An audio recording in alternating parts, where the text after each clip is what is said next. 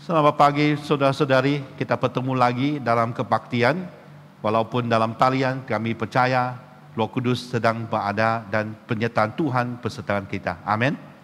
Di Mazmur 117 mengatakan, pujilah Tuhan, hai segala bangsa, megahkanlah Dia, hai segala suku bangsa, sebab kasih-Nya hebat atas kita dan kesetiaan Tuhan untuk selama-lamanya. Haleluya. Amin. Saya menjumpa anda berdiri bersama-sama. Tuhan beserta kamu. Dan beserta kamu juga. Saya gembira apabila mereka berkata kepada saya, marilah kita pergi ke rumah Tuhan. hai, marilah kita menyanyi kepada Tuhan. Marilah kita bersorak dengan sukacita kepada Juru Selamat yang Maha Kuasa. Allah itu roh. Kita harus menyembah Dia dalam roh dan kebenaran. Kemuliaan kepada Allah, Bapa, Anak, dan Roh Kudus. Puji Tuhan sekarang dan selama-lamanya. Amin. Doa untuk kesucian. Ya Allah yang Maha Kuasa, semua hati manusia terbuka di hadapan Tuhan. Semua keinginannya diketahui oleh-Mu, dan daripadamu dia ada rahasia yang tersembunyi. Sucikanlah niat hati kami dengan ilham Roh Kudus-Mu, supaya kami boleh mengasihi-Mu dengan sempurna dan memuliakan nama-Mu yang kudus dengan selayaknya melalui Yesus Kristus Tuhan kami. Amin. Sama-sama, kemuliaan kepada Allah di tempat yang maha tinggi dan damai sejahtera kepada umat-Nya di bumi. Tuhan Allah, Raja di surga, Allah dan Bapa yang Maha Kuasa, kami menyembah Engkau, kami bersyukur kepadamu, kami memuji Engkau sebab kemuliaan-Mu, Tuhan Yesus Kristus, Anak Tunggal Bapa, Tuhan Allah, Tombak Allah yang menanggung dosa dunia. Kasihanilah kami, Engkau yang duduk di sebelah kanan Allah Bapa, dan terimalah doa kami. Tuhan sajalah yang kudus, Engkau sajalah Tuhan, Engkau sajalah yang maha tinggi, Yesus Kristus dengan Roh Kudus, dalam kemuliaan Allah Bapa. Amin. Haleluya. Mari kita memuji Tuhan. Memuji Tuhan, mari kita tinggikan nama Tuhan.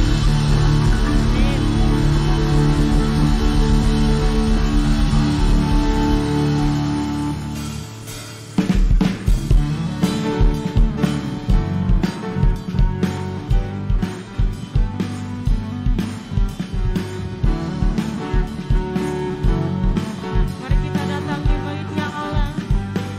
Sama-sama kita katakan, datanglah ke bait-Nya dengan hati bersyukur, ke dalam pelantarannya dengan hati bersumber rasakan dan lihatlah betapa baiknya Tuhan bagi yang berlindung padanya. Akan bersorak-sorai, akan bersorak-sorai.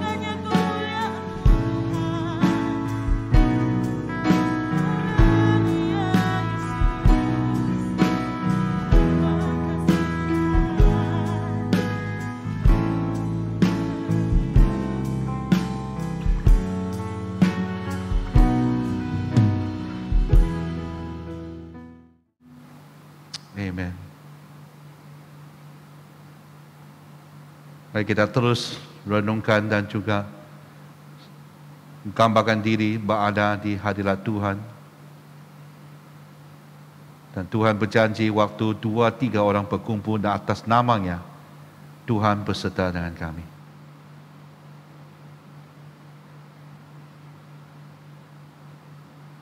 Amin. Amin. Mari kita berdoa. Tuhan Allah Bapa kami, melalui penyelamat kami, Yesus Kristus, Engkau telah meyakinkan hati manusia akan hidup kekal dan di dalam baptisan telah menjadikan kami satu dengan Dia.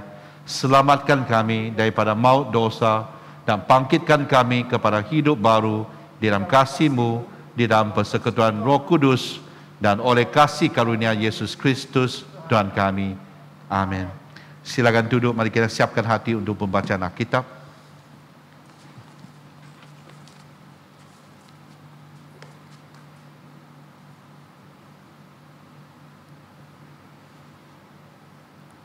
Pembacaan pertama diambil daripada Yeremia pasal 15 ayat 1 hingga 9.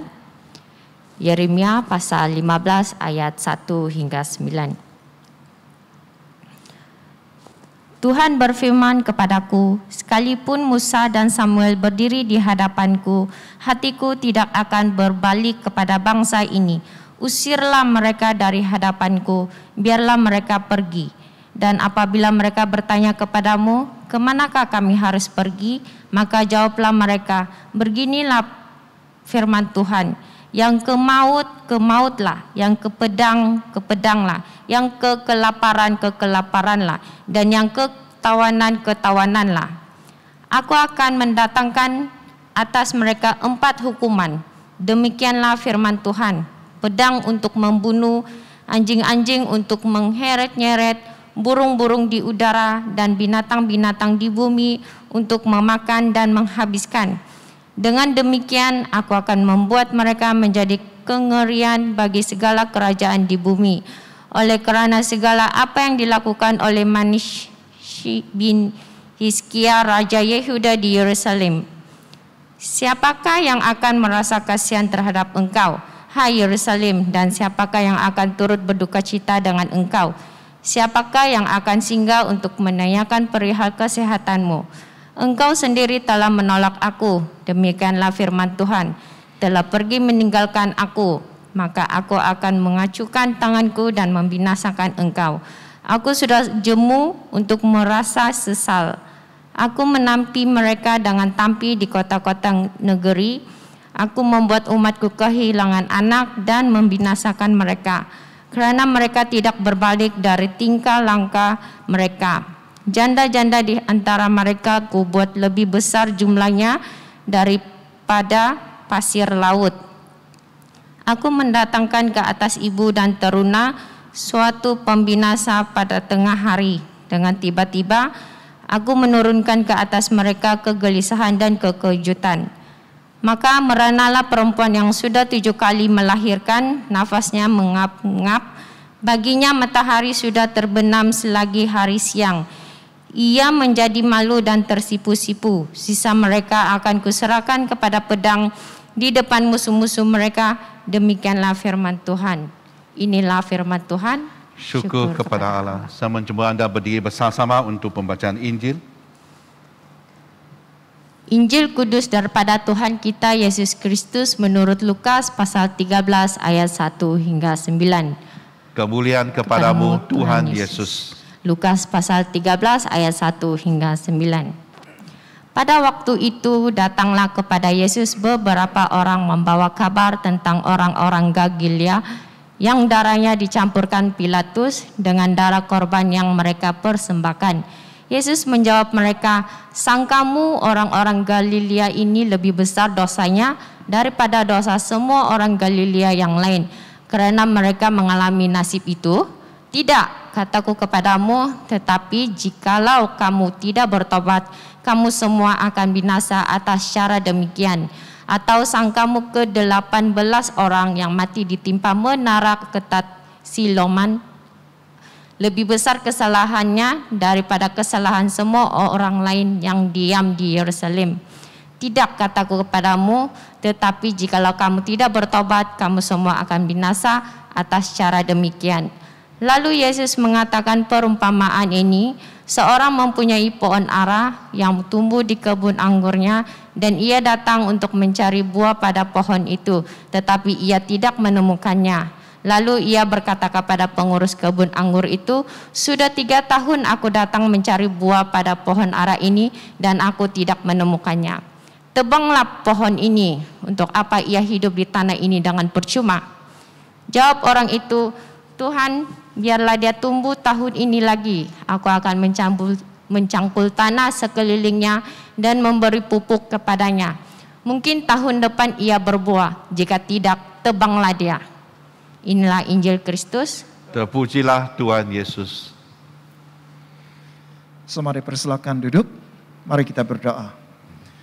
Bapa di surga, kami memuji dan bersyukur kepadamu karena Engkau Bapa yang setia. Kami bersyukur untuk peluang yang Tuhan berikan kepada kami pada masa sekarang. Meskipun kami beribadah dalam talian, tetapi kami boleh merasakan kehadiran Tuhan baik di gereja maupun di rumah kami masing-masing. Sahabat Tuhan, ketika kami mendengar firman-Mu, biarlah Roh Kudus Tuhan menolong kami supaya kami boleh mengerti kebenaran firman-Mu, karena kebenaran firman-Mu itu membebaskan kami, bahkan membantu kami bertumbuh dalam iman kepada Engkau. Terima kasih Bapa, kami serahkan masa untuk mendengar firman-Mu. Dalam nama Tuhan Yesus kami berdoa. Amin. Semua dipersilakan duduk. Nah, saudara-saudara yang kasih dalam Tuhan Yesus, kita akan meneruskan siri khotbah yang diambil dari kitab Yeremia, dan petikan hari ini dari pasal 15 ayat 1 hingga 9, dan tajuknya kasih disertai dengan tanggung jawab. Saudara-saudara yang kasih dalam Tuhan Yesus, demi membina sebuah rumah tangga yang bahagia, suami dan istri ada tanggung jawabnya, yaitu mereka harus saling mengasihi dan menjalankan kewajiban atau tanggung jawab mereka dalam keluarga demi memastikan keluarga itu bahagia. Adalah aneh apabila suami atau istri mengatakan sesama mereka, aku mengasihi engkau, tetapi tidak menunjukkan rasa tanggung jawab dalam hubungan antara satu sama yang lain. Saya kira ini adalah kasih yang palsu. Saya teringat Yakobus pasal 2 ayat 26 mengatakan, iman tanpa perbuatan-perbuatan adalah mati.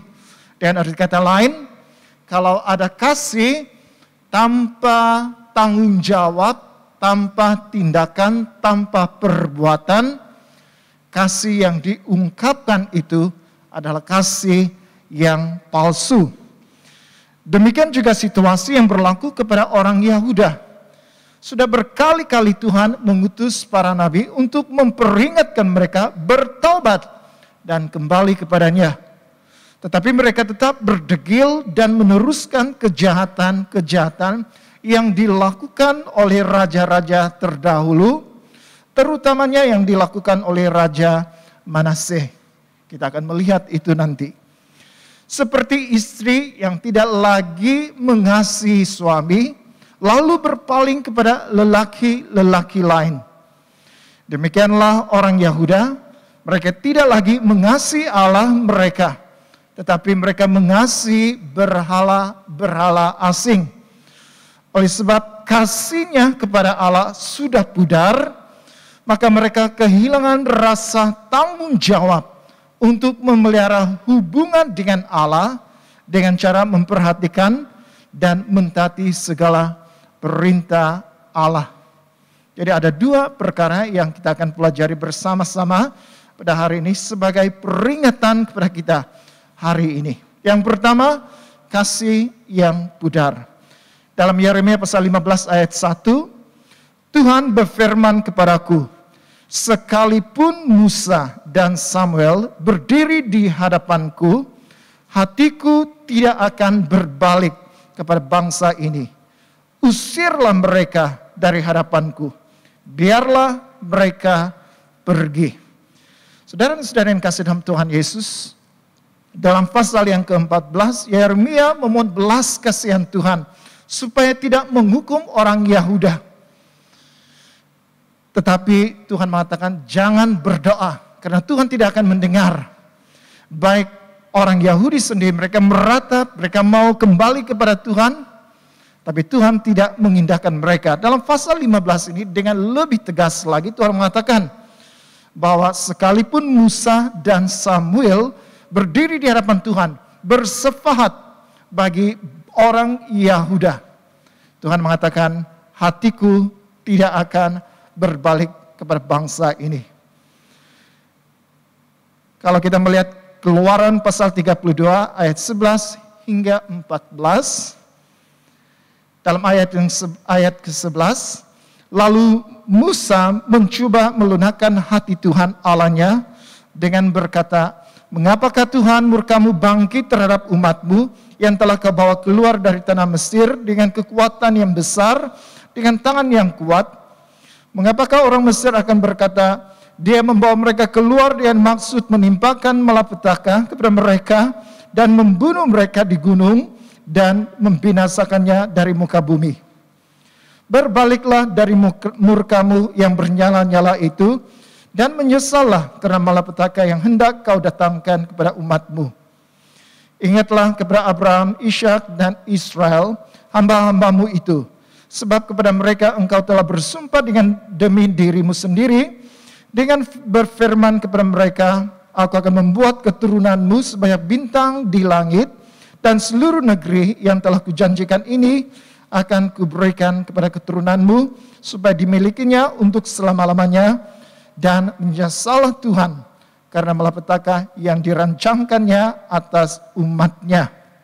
Pada waktu itu bangsa Israel melakukan dosa besar. Mereka baru keluar dari Mesir, dan ketika berada di Gunung Sinai, Musa bertemu dengan Tuhan 40 hari lamanya. Mereka menantikan kehadiran Musa, tapi Musa tidak muncul. Lalu mereka memaksa Harun, abang Musa, untuk membuat bagi mereka sebuah patung. Dan mereka menyembah patung anak lembu emas itu. Tuhan sangat murka dan Tuhan mau membinasakan mereka. Tapi dalam petikan ini kita melihat Musa, dia mencoba melunakkan hati Tuhan. Dia mencoba membujuk Tuhan. Dan akhirnya firman Tuhan mengatakan, menyesallah Tuhan karena malapetaka yang direncangkannya atas umatnya. Tuhan mendengar doa Nabi Musa. Samuel dalam kisah ini kita melihat 1 Samuel pasal 7 ayat 3 hingga 9. Lalu berkatalah Samuel kepada seluruh kaum Israel demikian, jika kamu berbalik kepada Tuhan dengan segenap hati, maka jauhkanlah para Allah asing dan para Astoret dari tengah-tengahmu dan tujukan hatimu kepada Tuhan dan beribadahlah hanya kepadanya. Maka ia akan melepaskan kamu dari tangan orang Filistin. Kemudian orang-orang Israel menjauhkan para Baal dan para Astoret dan beribadah hanya kepada Tuhan. Lalu berkatalah Samuel, kumpulkanlah segelap orang Israel ke Mizpah, maka aku akan berdoa untuk kamu kepada Tuhan. Dalam ayat yang ke-9, sesudah itu Musa mengambil seekor anak domba yang menyusu, lalu mempersembahkan seluruhnya kepada Tuhan sebagai korban bakaran. Dan ketika Samuel berseru kepada Tuhan bagi orang Israel, dikatakan di sini, maka Tuhan menjawab dia. Dalam kedua-dua kes ini, apabila orang Israel mereka jatuh dalam dosa, baik Musa maupun Samuel, mereka berdoa bagi pihak bangsanya. Tuhan mendengarkan mereka. Tetapi di pasal yang ke-14 dan khususnya pasal yang ke-15 di sini, apabila Yeremia sendiri memohon kepada Tuhan supaya berbelas kasihan kepada bangsanya, apabila orang Yahuda memohon belas kasihan Tuhan, Tuhan sudah menetapkan bahwa mereka harus dihukum. Tuhan sudah bosan, merasa kesal, merasa sesal. Tuhan mengatakan Tuhan tidak akan mendengar lagi. Hukuman tetap jatuh ke atas mereka. Nah, apakah dosa mereka sehingga Allah tidak lagi mendengar doa mereka dan tetap menghukum mereka? Dalam ayat yang ke-14, Yeremia pasal 15 ayat 4. Ayat 4. Dengan demikian aku akan membuat mereka menjadi kenyerian bagi segala kerajaan di bumi. Oleh karena segala apa yang dilakukan Manasye bin Hizkia, Raja Yehuda di Yerusalem. Nah, kalau kita melihat dalam kitab 2 Raja-Raja, pasal 21 ayat 1 hingga 16, saya coba meringkaskan di sini apa yang telah dilakukan oleh Raja Manasye sehingga Tuhan begitu murka pada bangsa atau pada orang Yehuda. Dikatakan bahwa Raja Manasye ini melakukan apa yang jahat di mata Tuhan. Apakah perbuatan jahat yang dilakukannya? Dia mendirikan kembali bukit-bukit pengorbanan yang bapaknya sendiri sudah robohkan, tetapi dia membangun semula bukit-bukit pengorbanan, bukit-bukit penyembahan berhala dilakukan. Dia membangun mezbah Baal, dia juga membuat patung Aswera, dia menyembah dan beribadah kepada tentara langit, bahkan dia menajiskan rumah Tuhan. Dia mendirikan mezbah di luar dan di dalam rumah Tuhan. Dia juga mempersembahkan anaknya sendiri sebagai korban. Dia mempraktikkan ramal dan telaha. Dia menghubungi para pemanggil arwah dan para pemanggil roh peramal. Dia juga membunuh orang yang tidak bersalah, banyak sekali. Dan dengan cara itu, orang Israel, orang Yehuda, mereka tersirit untuk menyembah berhala. Oleh sebab itu, Tuhan tidak lagi mau mendengar permohonan doa mereka, tetapi Tuhan menghukum mereka dengan membawa mereka ke negeri yang asing. Saudara-saudara yang kasih dalam Tuhan Yesus, kalau kita melihat situasi yang dialami oleh orang Yahudi menyembah berhala, kita juga dalam kebudayaan kita, nenek moyang kita, kebanyakannya dari latar belakang menyembah berhala. Kalau nenek moyang saya, mereka menyembah batu, mereka menyembah pokok, mereka menyembah patung, dan banyak lagi penyembahan berhala. Mungkin pada hari ini dalam era modern sekarang kita berpikir, saya ini bukan penyembah berhala.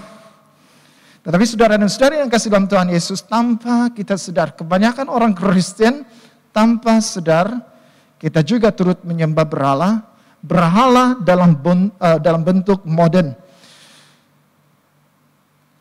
Bagaimana kita boleh menyembah berhala pada masa sekarang? Nah, saudara, kita harus paham perkara ini. Sesuatu atau seseorang yang merebut tempat utama dan yang pertama dalam takhta hatimu selain Tuhan, itu adalah berhala. Sekali lagi saya ulang, sesuatu atau seseorang yang merebut tempat utama dan yang pertama selain Tuhan dalam hatimu, itu adalah berhala. Misalnya idola. Ada orang terlalu mengidolakan seseorang. Terlalu, sehingga sanggup menghabiskan banyak uang untuk mau ikut fashionnya, pakai bajunya, fashion rambutnya, dan sebagainya. Terlalu mengagungkan idolanya, sehingga Tuhan yang sepatutnya diagungkan dalam hidupnya itu menjadi tempat yang kedua, ketiga, dan seterusnya. Idolanya menjadi tempat yang pertama dan terutama dalam hidupnya. Ini yang kita katakan penyembahan berhala secara modern. Mungkin seseorang juga mau mengejar kekayaan. Demi mengejar kekayaan dia bekerja, dia berniaga, dan seluruh masanya dihabiskan, ditumpukan untuk mau mencapai impiannya menjadi seorang kaya. Sehingga tidak ada masanya untuk Tuhan. Karena dia mau berjaya, mau menjadi seorang yang kaya, dia tidak memperdulikan masa untuk bersama dengan Tuhan. Masa beribadah, masa untuk melayani Tuhan dan sebagainya, itu semua diketepikan. Saudara-saudara yang kasih dalam Tuhan, kekayaan, kalau itu mengambil tempat yang utama dan yang pertama di dalam kehidupan kita, itu adalah berhala. Hobi juga, kalau kita tidak berhati-hati, hobi juga boleh menjadi seperti penyembahan berhala dalam hidup kita pada zaman modern ini. Karena hobi, ada orang bermain game, fokus kepada bermain game, sehingga lupa makan, lupa gereja, dan sebagainya. Hobi itu bagus, tetapi kalau hobi itu menarik semua perhatian kita, dan hobi itu menjadi terutama dalam hidup kita, saudara dan saudari yang kasih dalam Tuhan Yesus, walaupun hobi itu bagus, tetapi hobi itu sudah menjadi seperti berhala, patung berhala dalam kehidupan kita. Jadi saudara dan saudari yang kasih dalam Tuhan Yesus, apapun sesuatu atau seseorang yang merebut tempat pertama dan yang utama dalam takhta hati kita selain Tuhan, itu adalah berhala. Oleh sebab itu saudara dan saudari yang kasih dalam Tuhan Yesus, apakah bentuk penyembahan berhala yang mungkin kita tanpa sadar kita lakukan pada hari ini? Apapun itu, saudara dan saudari yang saya kasih dalam Tuhan Yesus, kita mau kembali kepada kasih yang semula kepada Tuhan. Wahyu pasal 2 ayat 4 hingga 5. Namun demikian aku mencela engkau karena engkau telah meninggalkan kasihmu yang semula. Sebab itu ingatlah betapa dalamnya engkau telah jatuh. Bertobatlah dan lakukanlah lagi apa yang semula engkau lakukan. Jadi saudara-saudara yang kasih dalam Tuhan Yesus, harus kembali kepada kasih yang semula. Kasih di mana kita pertama kali mengenal Tuhan Yesus. Kasih yang pertama kali kita menerima Dia sebagai Tuhan dan penyelamat dalam hidup kita. Hati kita berkobar-kobar. Hati kita penuh semangat untuk Tuhan Yesus. Tetapi karena hal-hal yang saya sebutkan tadi, penyembahan berhala modern, sehingga Yesus menjadi tempat yang kedua, ketiga, dan seterusnya dalam hidup kita. Bukan lagi tempat yang pertama. Saudara dan saudara yang kasih dalam Tuhan Yesus, kita harus kembali kepada Tuhan. Yang pertama dikatakan di sini, bagaimana kita mau memiliki kasih yang semula. Yang pertama, ingatlah betapa dalamnya engkau telah jatuh. Ingatlah maksudnya sedari keadaan kita. Kalau kita memang menyembah berhala secara modern, kita mesti sadar akan hal itu. Kita mesti sadar bahwa kita ini sudah jatuh dalam dosa. Tanpa kesadaran yang sedemikian, itu tidak akan membawa kita pada langkah yang seterusnya, yaitu bertobat. Kalau kita sadar keadaan kita, bahwa kita ini seorang yang berdosa, kita sudah menyembah berhala modern, kita sadar itu dan kita akan mengambil langkah yang kedua, bertobat. Dan setelah kita bertobat, kita berpaling dari dosa kita menjauhkan dosa itu. Tuhan mengatakan di sini sekali lagi, firman Tuhan mengatakan di sini sekali lagi, lakukan lagi apa yang semula engkau lakukan. Kalau penyembahan modern,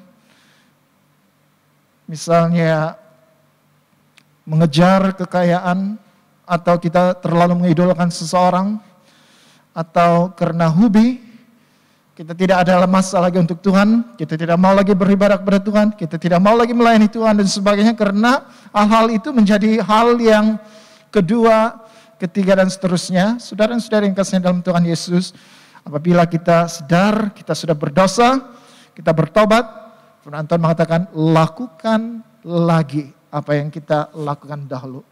Layani Tuhan lagi.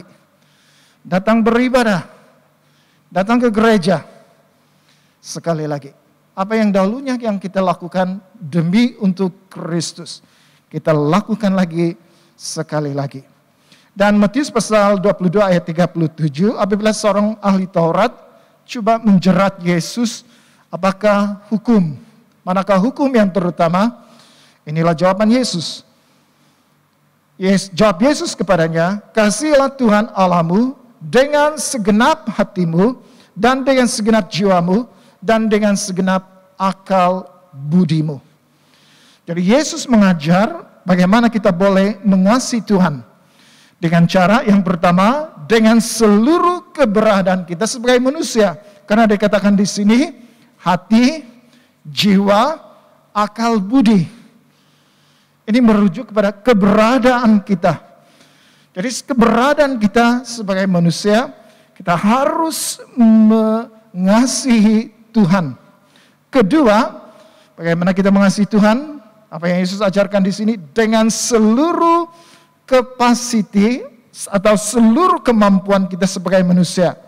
Karena dikatakan di sini dengan segenap hati, dengan segenap jiwa, dengan segenap budimu. Dalam Injil yang lain dikatakan dengan segenap kekuatanmu. Jadi saudara-saudara yang kasih dalam Tuhan Yesus, dengan seluruh kemampuan kita sebagai manusia, kita harus mengasihi Tuhan itu dengan segenap, seluruhnya, sepenuhnya, bukan separuh-separuh. Jadi apabila pada hari ini kita mengatakan, saya mengasihi Tuhan, saudara dan saudara yang kasih dalam Tuhan Yesus, apakah buktinya? Karena Yakobus mengatakan, iman tanpa perbuatan, iman itu mati. Kasih yang diungkapkan dengan perkataan, kalau tidak disertai tanggung jawab, tidak ada dalam bentuk tindakan atau perbuatan, kasih itu adalah pura-pura. Jadi apabila kita mengatakan saya mengasihi Tuhan, saudara dan saudara yang kasih dalam Tuhan Yesus, kita harus bersedia melakukan tanggung jawab kita. Hal yang kedua, tanggung jawab yang hilang. Yeremia pasal 15 ayat 6, engkau sendiri telah menolak aku. Demikianlah firman Tuhan, telah pergi meninggalkan aku. Maka aku mengacungkan tanganku dan membinasakan engkau.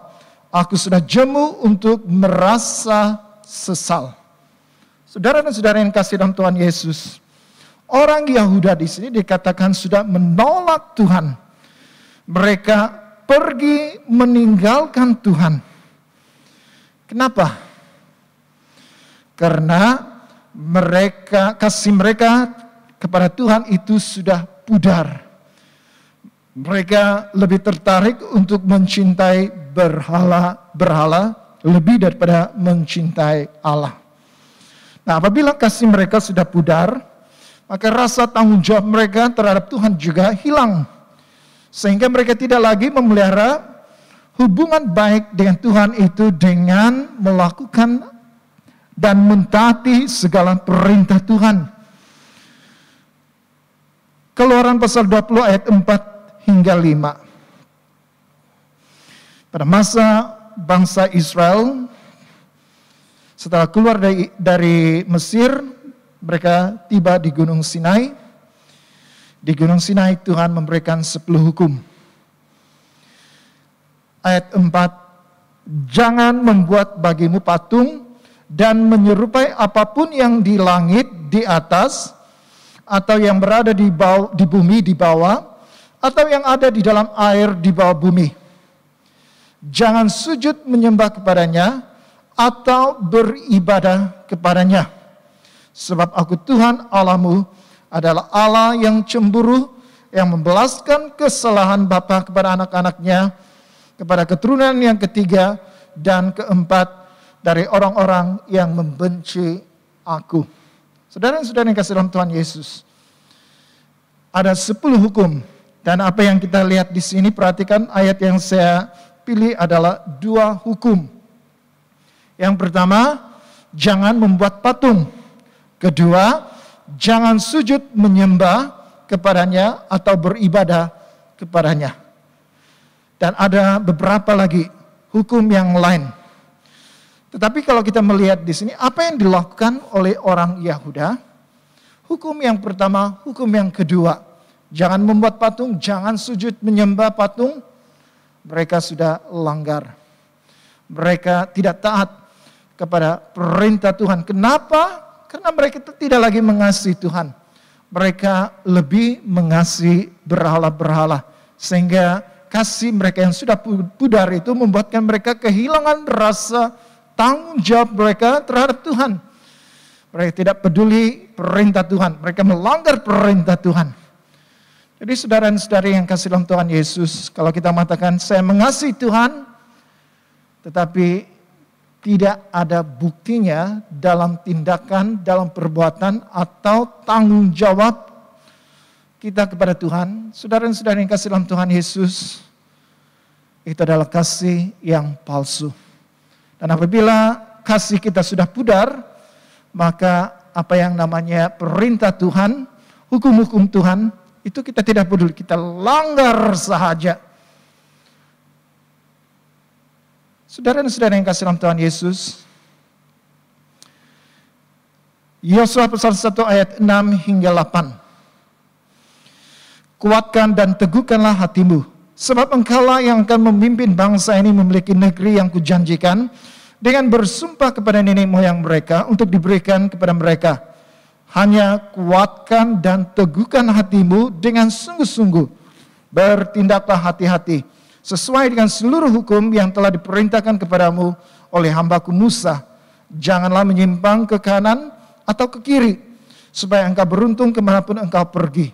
Janganlah engkau lupa memperkatakan kitab Taurat ini, tetapi renungkanlah itu siang dan malam, supaya engkau bertindak hati-hati sesuai dengan segala yang tertulis di dalamnya, sebab dengan demikian perjalananmu akan berhasil dan engkau akan beruntung.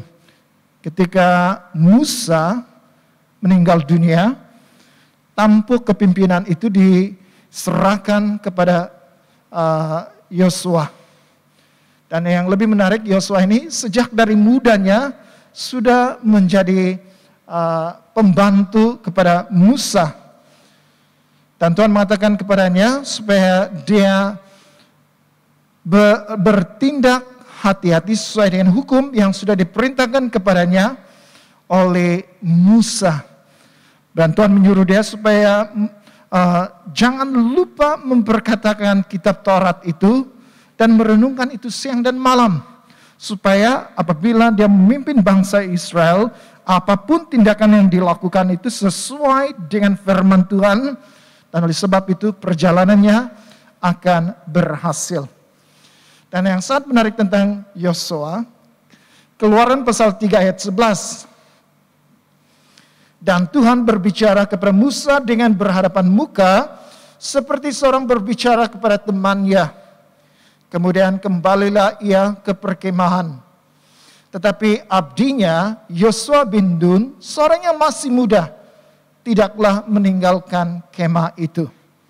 Nah, perhatikan di sini, ketika Musa bertemu dengan Tuhan, Tuhan sampaikan hukumnya, perintahnya, kemudian Musa meninggalkan kemah pertemuan itu, lalu pergi menghadap bangsa Israel untuk menyampaikan segala perintah Tuhan kepada mereka. Tetapi disebutkan di sini yang sangat menarik, abdinya Yosua bin Nun, seorang yang masih muda, tidaklah meninggalkan kemah itu. Artinya Yosua ini senang berada di tempat itu karena di tempat itu Tuhan hadir. Dengan arti kata yang lain, Yosua mempunyai hati yang mengasihi Tuhan, sehingga dia tidak mau meninggalkan hadirat Tuhan itu di tempat itu. Dan tidak mustahil lah kalau kita melihat setelah Musa meninggal dunia, orang yang layak menggantikan tempat itu adalah Yosua. Seorang yang dari muda bersama dengan Musa, seorang yang mengasihi Tuhan, rindu bersama dengan Tuhan dalam hadiratnya. Lukas pasal 1 ayat 5 hingga 6. Pada zaman Herodes Raja Yudea, ada seorang imam yang bernama Zakaria dari rombongan Abia. Istrinya juga berasal dari keturunan Harun. namanya Elizabeth. Keduanya adalah benar di hadapan Allah dan hidup menurut segala perintah dan ketetapan Tuhan dengan tidak bercacat. Nah, kalau kita memperhatikan di sini, keturunan imam, sama ada Zakaria maupun Elizabeth. Dan yang sangat menarik, firman Tuhan mengatakan keduanya adalah benar di hadapan Tuhan dan hidup menurut segala perintah dan ketetapan Tuhan dengan tidak bercacat. Dengan arti kata yang lain, seluruh perintah Tuhan, seluruh ketetapan Tuhan, mereka melakukannya dengan sempurna. Karena firman Tuhan mengatakan di sini tidak bercacat. Maksudnya mereka lakukan itu, taat itu sepenuhnya. Dan saya berpikir, kenapa mereka melakukan hal yang sedemikian? Sudah pasti karena kasih mereka kepada Tuhan. Itu yang mendorong mereka. Karena mereka mengasihi Tuhan, mereka lakukan tanggung jawab ini. Mereka hidup menurut segala perintah dan ketetapan Tuhan dengan tidak bercacat. Saudara-saudara yang kasih dalam Tuhan Yesus, saya mau Anda mengetahui hal ini. Ada dua perbedaan. Menjalankan tanggung jawab karena sekadar tuntutan atau kewajiban beragama, itu hipokrit. Yesus selalu menegur orang Farisi. Yesus mengatakan apabila tiba waktu untuk beribadah, kalau ketika orang Farisi berada di pasar, dimanapun mereka berada, di jalan-jalan dan sebagainya, apabila tiba waktu berdoa, mereka akan berhenti dan berdoa. Tetapi apa yang dilakukan ini, Yesus mengatakan itu hipokrit, berpura-pura. Bukan karena mereka sungguh-sungguh melakukan itu untuk Tuhan. Tapi rupa-rupanya mereka menarik perhatian orang, supaya orang melihat mereka, ini orang yang alim. Ini orang yang beragama. Lalu memuji orang Farisi. Yesus mengatakan itu hipokrit, itu berpura-pura. Jadi menjalankan tanggung jawab karena sekadar tuntutan atau kewajiban beragama, itu hipokrit. Kedua, tetapi menjalankan tanggung jawab melebihi tuntutan atau kewajiban beragama yang didorong oleh motivasi kasih, saya lakukan ini demi Tuhan. Ini adalah tanggung jawab yang kita katakan betul, murni, bukan hipokrit. Jadi boleh bezakan ya. Kita menjalankan tanggung jawab kita, kita melayani Tuhan, kita beribadah, kita memberikan persembahan kita dan sebagainya. Kita mau tanya diri kita, apakah motivasi di sebalik saya melakukan semua pekerjaan atau semua pelayanan ini? Adakah saya melakukan itu karena saya mau menonjol dan saya dahaga akan pujian orang? Oh, suara kamu sangat bagus. Kamu bermain alat musik dengan bagus sekali. Kamu menari dengan bagus sekali. Dan kita senang akan pujian seperti itu. Atau kita melakukan semua pelayanan ini demi untuk Tuhan. Bukan demi untuk kita, tapi demi untuk Tuhan. Didorong oleh kasih kita kepada Tuhan. Saudara dan saudara yang kasih dalam Tuhan Yesus, ini adalah tanggung jawab yang benar di hadapan Tuhan. Jadi pada hari ini, pikir-pikirkanlah. Kita pergi ke gereja, kita memuji Tuhan, kita menari, kita bermain alat musik, dan kita membaca firman Tuhan, termasuk membaca firman Tuhan, dan sebagainya. Adakah kita lakukan itu untuk demi kita atau demi Tuhan?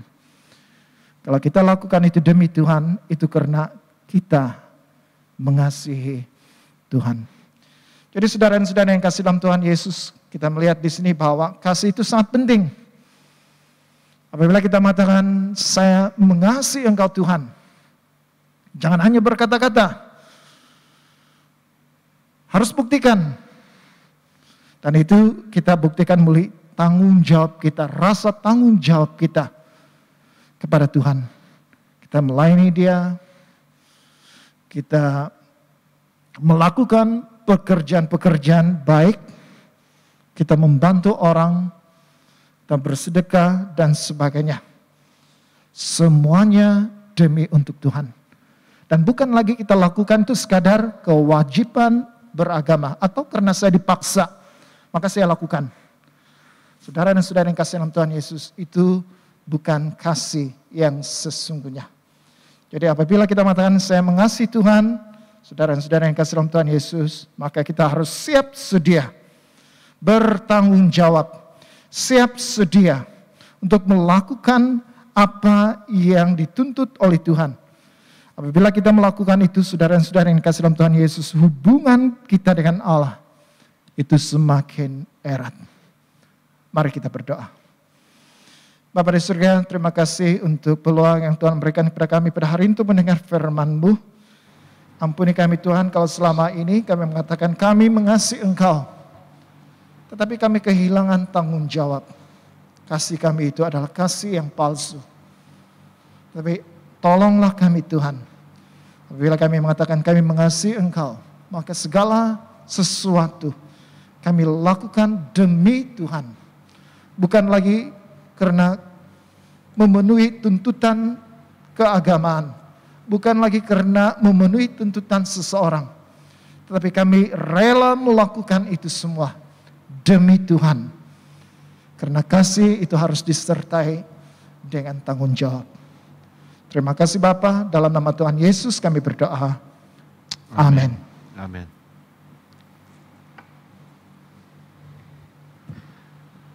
Semenjak Anda berdiri bersama-sama, kita mau meneguhkan iman kita melalui pengakuan iman Naisin. Saya percaya kepada Allah yang Esa, Bapa yang Maha Kuasa, Pencipta langit dan bumi, yang dapat dilihat, yang tidak dapat dilihat. Saya percaya kepada Tuhan Yesus Kristus, Anak Tunggal Allah yang kekal diperanakan oleh Bapa, Allah daripada Allah, terang daripada terang, Allah benar daripada Allah benar. Dia diperanakan bukan dijadikan, sebab dia satu dengan Bapa. Maka segala sesuatu dijadikan olehnya untuk kita manusia dan untuk keselamatan kita. Dia turun dari syurga dan oleh kuasa Roh Kudus dia dilahirkan oleh anak Tara Maria dan menjadi manusia. Kerana kita, dia disalibkan semasa pemerintahan Pontius Pilatus. Dia menderita, disiksa sampai mati, lalu dikuburkan. Pada hari yang ketiga, dia bangkit pula menurut yang dinubuatkan dalam Alkitab. Lalu dia naik ke surga. Dia duduk di sebelah kanan Bapa. Dia akan datang kembali dalam kemuliaan untuk menghakimi baik orang yang masih hidup maupun orang yang sudah mati. Dan kerajaannya tidak akan berkesudahan.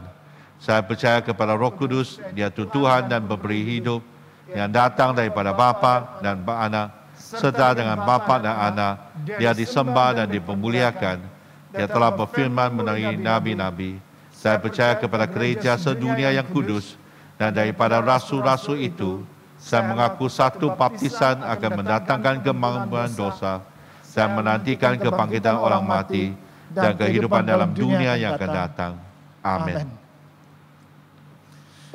Persilakan duduk, sekarang kita mendengar sedikit dari pengumuman. Sebelum itu, selamat datang dalam ibadah dalam talian hari ini. Kita bersyukur kepada Tuhan, meskipun kita tidak boleh menghadiri gereja beribadah secara fisikal, tetapi kita masih boleh beribadah dalam talian.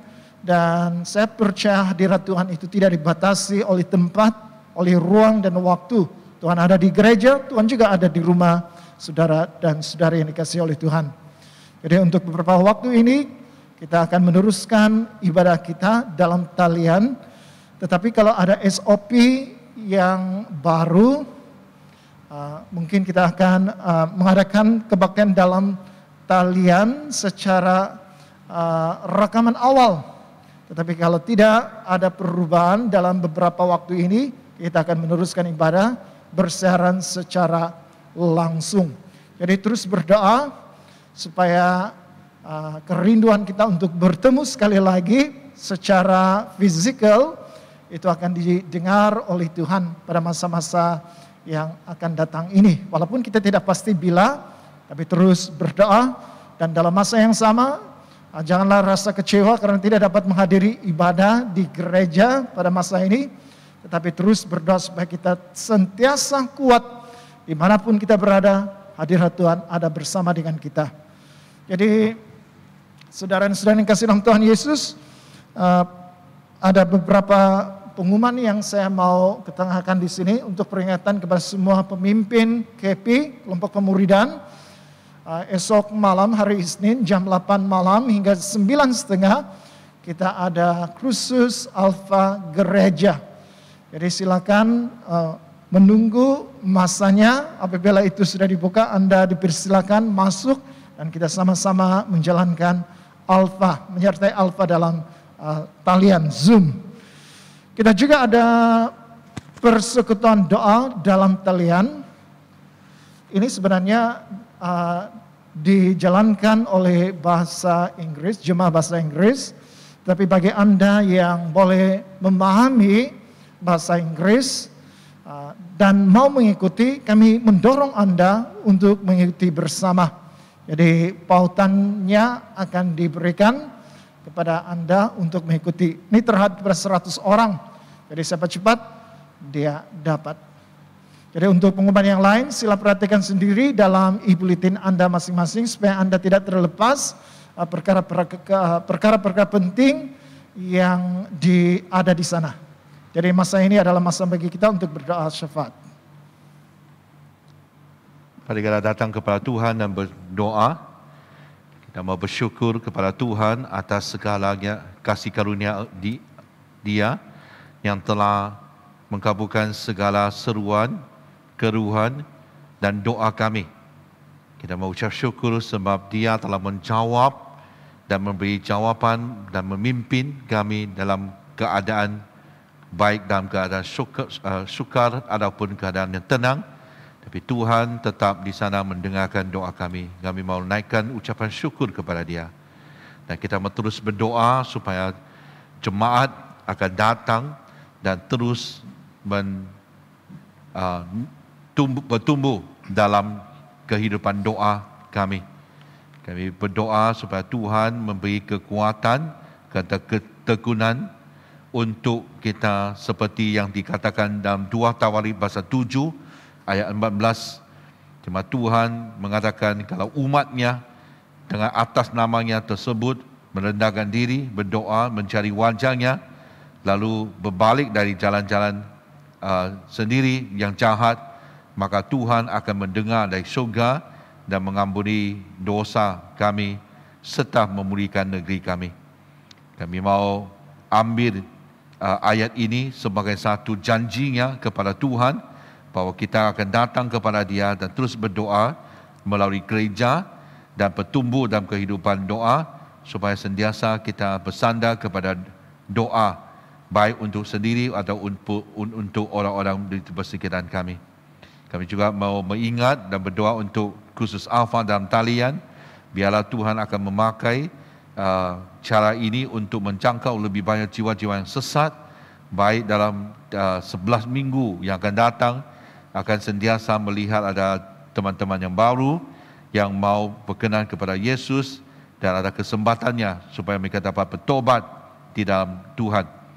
Dan kita mau ingat juga untuk diosis, khususnya untuk Archbishop Milta, supaya dia akan diberi kebijaksanaan daripada Tuhan untuk memimpin dan juga menuju jalannya dan juga menyatakan visi daripada Tuhan kepada seluruh diosis apakah yang kami akan terus lakukan untuk kerajaan-Mu Tuhan. Kami juga mau berdoa untuk Sabah, baik waktu sekarang yang dalam keadaan yang tertekan, terdesak, ramai yang mau menjalankan vaksinasi. Kami berdoakan supaya Tuhan akan membuka jalannya untuk semua orang yang akan dapat divaksinasikan akan menerima vaksin ini. Biarlah semuanya ini Tuhan Engkau lebih bijaksana. kepada segala pengurus-pengurus yang mengendalikan proses ini, supaya mereka tahu baik dalam panda ataupun pendalaman, semuanya akan diberi kemudahan ini. Kami berdoa supaya juga setiap gereja di Sabah akan bersatu, bukan saja kami bertanggungjawab sebagai rakyat yang mematuhi SOP, tapi secara rohani kami akan memberi kepimpinan untuk menyatukan jemaat sekali lagi, untuk melihat bahawa waktunya kami bersatu, pemulihan dan juga kebangkitan rohani akan terjadi di tempat ini. Kami berdoa untuk Agung, yang di-Pertuan Agung, pada waktu ini untuk negara, supaya Tuhan Engkau yang memberi dia satu ketakutan kepada Allah, supaya dia membuat keputusan mengikut segala ketetapan yang telah ditentukan dalam Allah. Kami berdoa supaya Engkau akan juga memimpin setiap pemimpin waktu ini, supaya dapat bersatu bersama-sama demi kesejahteraan semua rakyat. Segala semuanya ini Tuhan, Engkau yang dapat bukan saja menyembuhkan, memulihkan, tapi berilah satu kebangkitan kepada negara kami Tuhan. Silakan semua ini Tuhan, dalam nama Tuhan Yesus kami berdoa. Amin. Amin.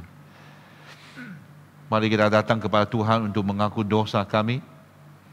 Kerana demikianlah Allah mengasihi dunia ini sehingga diberikannya anaknya yang tunggal, Yesus Kristus, untuk menyelamatkan kita daripada dosa, untuk menjadi perantara kita di syurga dan membawa kita kepada hidup yang kekal. Oleh kerana itu, marilah kita mengakui dosa-dosa kita dengan sesal serta beriman dan berniat hendak melakukan hukum-hukum Allah serta hidup dalam kasih dan damai dengan semua manusia.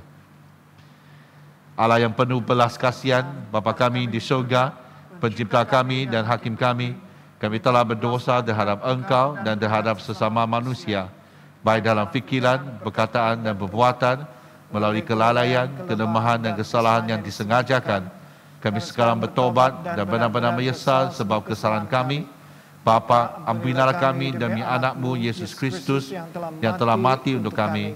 Kuatkanlah kami supaya dapat mengasihi dan mendati-Mu dalam kehidupan yang baru melalui Yesus Kristus Tuhan kami. Amin. Allah yang Maha Kuasa mengasihani kamu, membebaskan kamu dari segala dosamu melalui Yesus Kristus Tuhan kita. Dia meneguhkan dan menguatkan kamu untuk pelayanannya dengan kuasa Roh Kudus dan memelihara kamu dalam kehidupan yang kekal. Amin. Saya menjemput Anda semua berdiri untuk salam kesejahteraan. Sekarang karena kita telah diperdamaikan dengan Allah sebab iman, kita mengalami kesejahteraan dengan Allah dengan perantaraan Yesus Kristus Tuhan kita. Oleh yang demikian, kita mesti berdamai di antara satu sama lain di dalam tubuh Kristus. Damai sejahtera Tuhan selalu berserta kamu dan beserta kamu juga. Marilah kita bersalaman di antara satu sama lain dengan damai sejahtera. Jadi di rumah pun boleh menunjukkan bersalam antara satu sama yang lain. Damai sejahtera.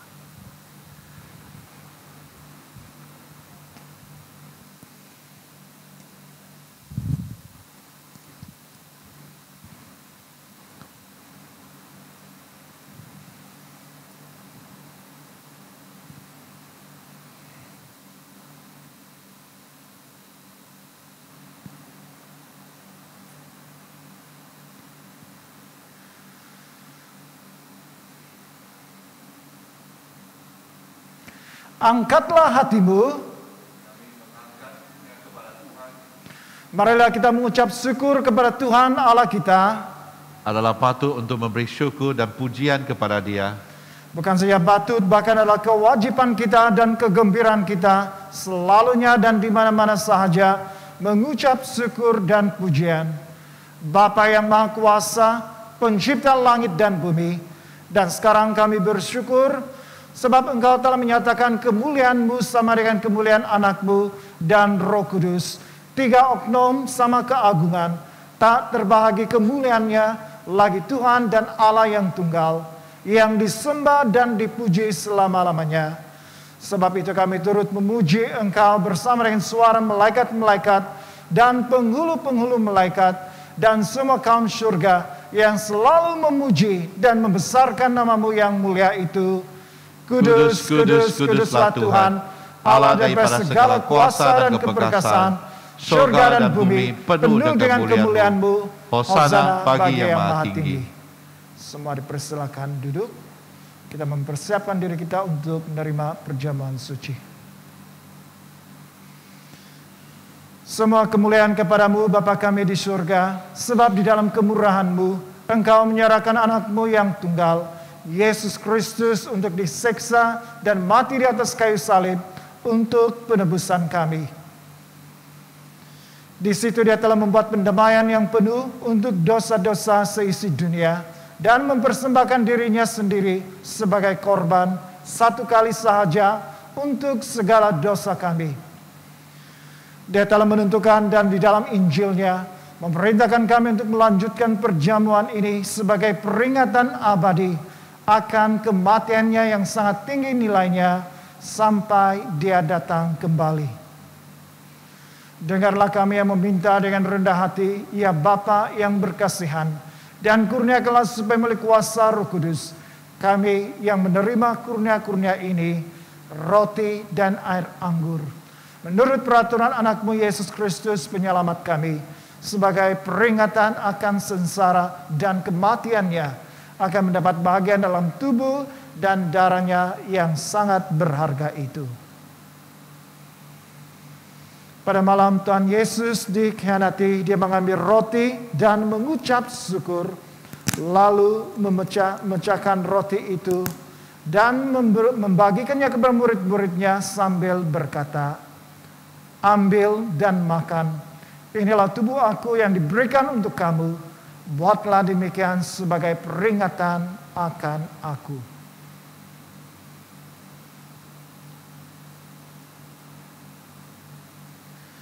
Begitu juga setelah habis makan, Dia mengambil cawan serta mengucap syukur, lalu memberikannya kepada murid-muridnya serta berkata, "Ini adalah darah Aku, darah perjanjian baru yang dicurahkan bagi kamu dan bagi semua orang untuk pengampunan dosa.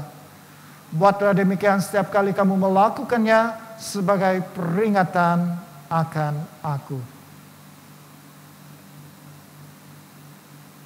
Bersama-sama kita mengisytiharkan, Kristus telah mati, Kristus telah bangkit, Kristus akan datang lagi.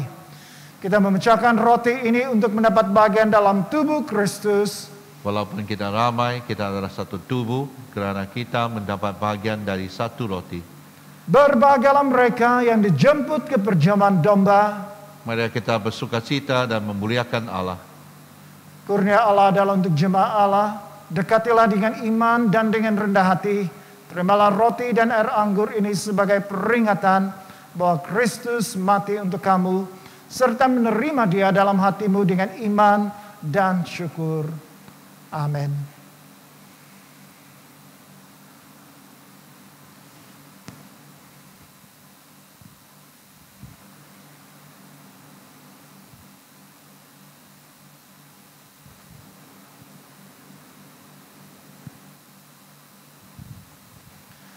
Tubuh dan darah Tuhan kita Yesus Kristus kiranya melihara kamu dalam kehidupan kekal.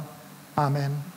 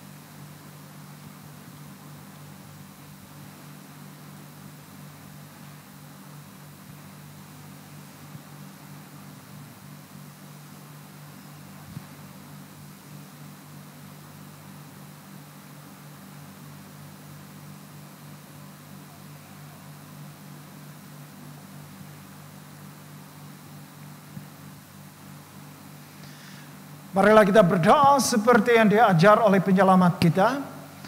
Bapa kami di surga, dikuduskanlah nama-Mu, datanglah kerajaan-Mu, jadilah kehendak-Mu di bumi seperti di surga.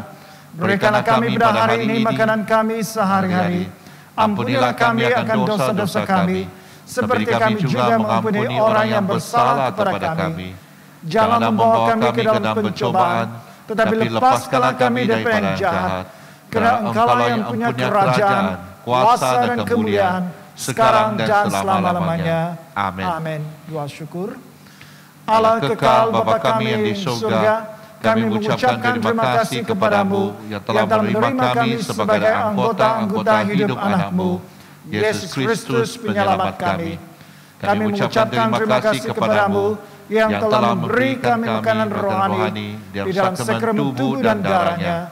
Sekarang utuskanlah kami ke dalam dunia dengan damai, dan kurniakanlah kami kekuatan dan keteguhan hati untuk mengasihi dan melayani Engkau dengan sukacita dan hati yang ikhlas. Amin. Amin.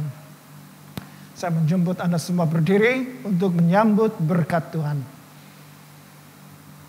Sentosa Allah yang melebihi pengertian manusia, memeliharakan hati dan jiwa kamu di dalam pengetahuan akan kasih Allah dan anaknya Yesus Kristus Tuhan kita.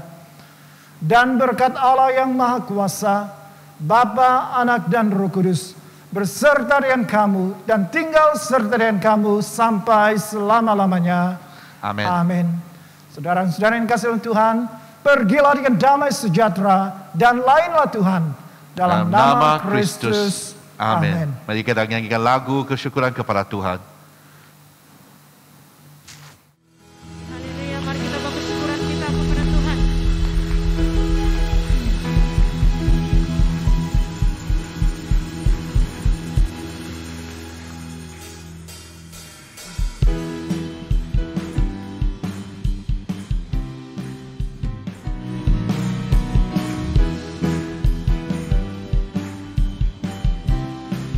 Mari sama-sama kita katakan.